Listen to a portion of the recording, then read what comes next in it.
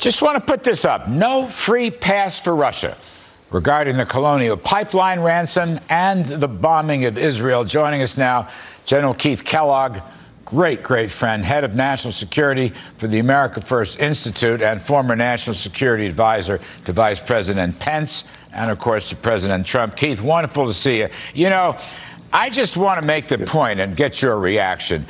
Russia is behind the ransomware holdup of Colonial. There's no question about that. They get no free pass on that because these guys are all, you know, former KGB or GRU or whatever.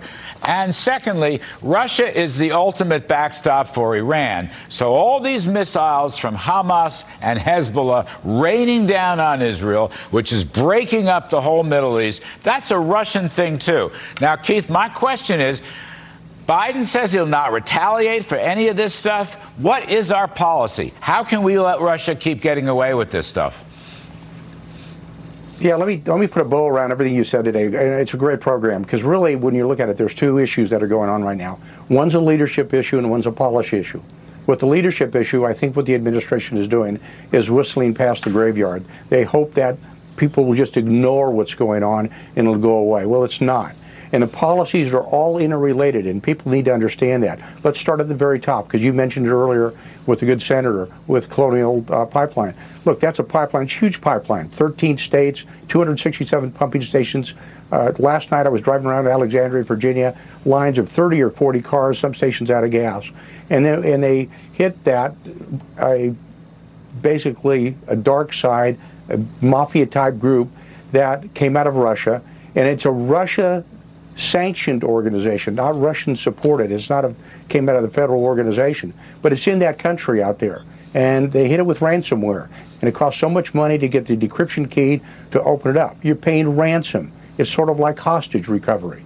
And we shouldn't have done that. What the president should have done is pick up the phone and call Putin and said, look, this is emanating from Russia. We know it's coming out of Russia. We don't know exactly where. And you need to react to this. Send in your your GRU unit, what the FSB unit, whatever you've got there, Keith, and tell them to knock it off and go there. You're so right, Keith. And Biden said publicly that he had no intention to retaliate. Now, you start with that position, you have no leverage at all. That's exactly right. Here's the problem they've got, and it was mentioned earlier. This is going to keep going. This is a very lucrative business. It's a $6 trillion business globally on ransomware and using these types of cyber attacks. And we should respond very positive in a positive manner, meaning you attack us, we're going to attack you, and go back with it. The same thing that's happening in Israel right now. With what's going on with Israel is they look what's going on. Hamas reads the newspapers too. Biden didn't even pick up the phone and talk to Netanyahu for a month before he even said, hey, look, what's going on? How can I help you out? So they're ignoring what's happening with our work with Netanyahu. And by the way, it goes to the border as well. They're ignoring the border issue.